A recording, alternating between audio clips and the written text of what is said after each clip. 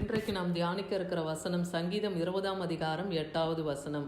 அவர்கள் முறிந்து விழுந்தார்கள், நாங்களோ எழுந்து நிமிர்ந்து நிற்கிறோம். இன்னைக்கு கர்த்தர் நம்மோடு இடைப்படுகிற வார்த்தை அவர்கள் முறிந்து விழுந்தார்கள்.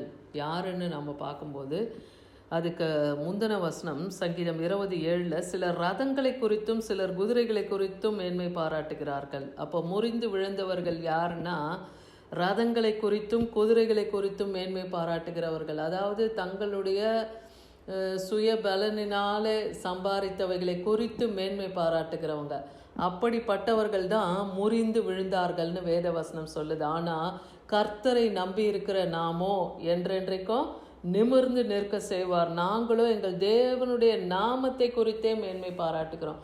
அப்போ கர்த்தருடைய நாமத்தை நாம் மேன்மை பாராட்டும் போது கர்த்தர் நம்மை நிமிர்ந்து நிற்க செய்கிறார். நம் தலைகளை கர்த்தர் உயர்த்துகிறவராக இருக்கிறார். சங்கீதம் 125:1 சொல்லுது, கர்த்தரை நம்புகிறவர்கள் என்றென்றைக்கும் அசையாமல் நிலைத்திருக்கும் சீயோன் பர்வதத்தை போல இருப்பார்கள்னு வேதவசனம் சொல்லுது.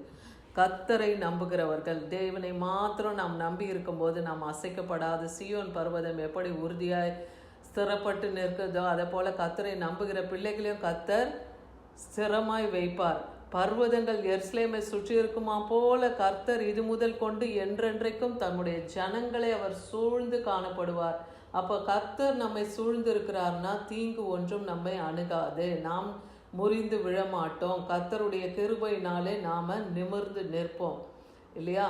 கர்த்தர் பேர்ல நம்பிக்கை வைக்கும் போது நமக்கு அடுத்து என்ன நடக்குதுன்னா மீகா 7:8 என் சத்ருவே எனக்கு விரோதமாய் சந்தோஷப்படாதே, நான் விழுந்தாலும் எழுந்திருப்பேன். அப்போ நாம் என்ன சொல்லணும்? சத்ருக்கள் நம்மை கண்டு சந்தோஷப்படாதபடிக்கு நம்ம விழுந்தாலும் கர்த்தர் நம்ம எழுந்திருக்க பண்ணுவார். ஏன்னா நீதிமான் 7 முறை விழுந்தாலும் அவன் எழுந்திருப்பான் என்றே வேதவசனம் சொல்லுது. ஏன்னா இருளிலே உட்கார்ந்தால் கூட கர்த்தருடைய வெளிச்சம் நம்ம மேலே பிரகாசிக்கும். அவரை நாம் நம்பி இருக்கும்போது அவர் வார்த்தை நம்ம எல்லையில கடந்து வரும்போது நமக்கு அது நித்திய வெளிச்சத்தை கொடுக்கும். அந்த வெளிச்சத்திலே நாம் நடக்க ஆரம்பிப்போம். வெளிச்சம் என்பது அவருடைய சத்திய வசனம் தான். அதன்படி நம்ம நடக்கும்போது நமக்குள்ளா நம் எல்லையில் இருக்கிற அந்த இருள்களை கர்த்தர் கடந்து போக பண்ணுவார்.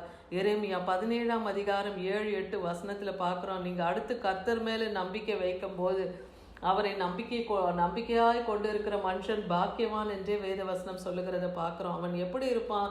கர்த்தர் பேரில் நம்பிக்கையாக இருக்க மனுஷன் அவன் தண்ணீர் அண்டையிலே நடப்பட்டதும் கால்வாய் ஓரமாய் தன் வேர்களை விடுகிறதும் உஷ்ணம் வருகிறதை காணாமல் இலை பச்சையாக இருக்கிறதும் மழை தாழ்ச்சியான வருஷத்துல கூட வருத்தமின்றி தப்பாமல் கனி கொடுக்கிற மரத்தை போல இருப்பான். அப்போ கர்த்தரை நம்புகிறவன் என்றென்றும் அவன் செழித்து இருப்பான்.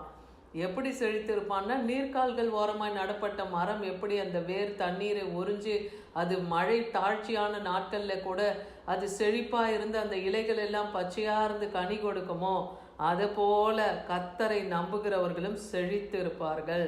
அவர்கள் பாக்கியவான்களாக இருப்பார்கள்.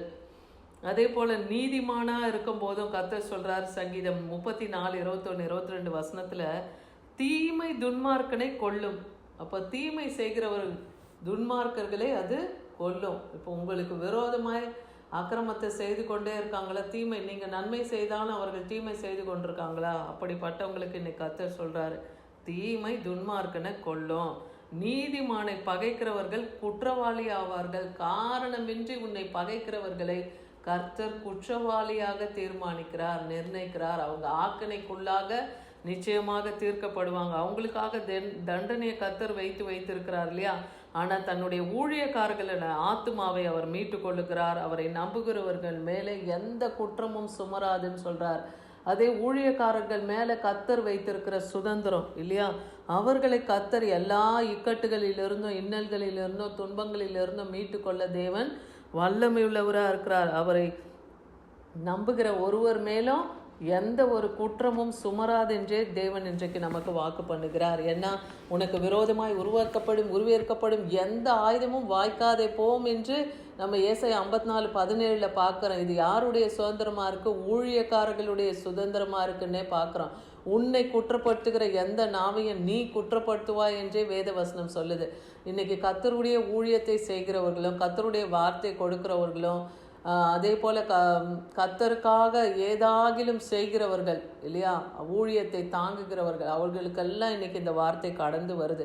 அதனால உங்களை குற்றப்படுத்துகிற நாவை கர்த்தர் குற்றப்படுத்துவேன்னு சொல்றார். சங்கீதம் 146 5-9 வசனம் வரைக்கும் பார்க்கும்போது யாக்கோபின் தேவன் தான் நமக்கு உயர்ந்த அடைக்கலம் இல்லையா. அவர் மேலே நாம் நம்பிக்கை வைக்கும் போது நாம் பாக்கியவான்களாய் பாக்கியவதிகளாக இருக்கிறோம். ஏன்னா அவர் வானத்தையும் பூமியும் சமுத்திரத்தையும் அவைகள் யாவையும் உள்ளவைகளே அவர் உண்டாக்கி வைத்திருக்கிறார் இல்லையா. அவர் உண்மையை காக்கிற தேவன்.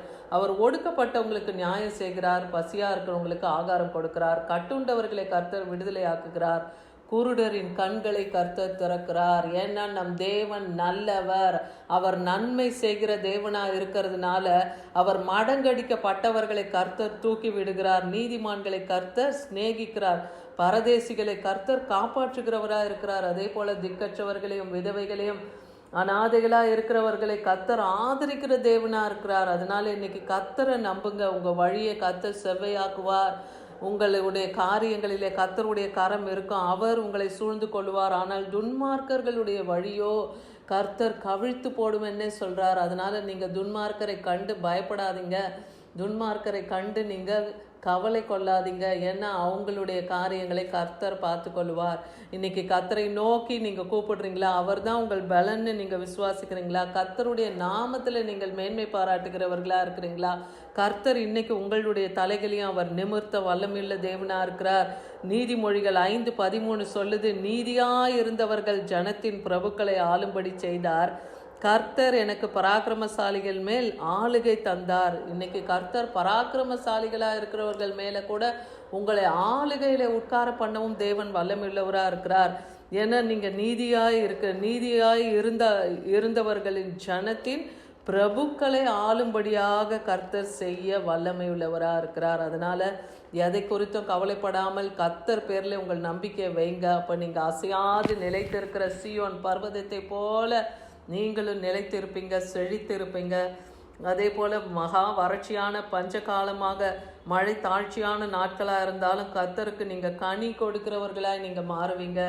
விசுவாசிங்க. இன்னைக்கு கற்றுக்கொண்ட இந்த ஒவ்வொரு வார்த்தையும் உங்களுக்குள்ளாக கிரியை செய்யட்டும். நீங்கள் 30, 60, 100 பலன் கொடுக்கிறவர்களாய் காணப்படுங்கள். ஆமீன்.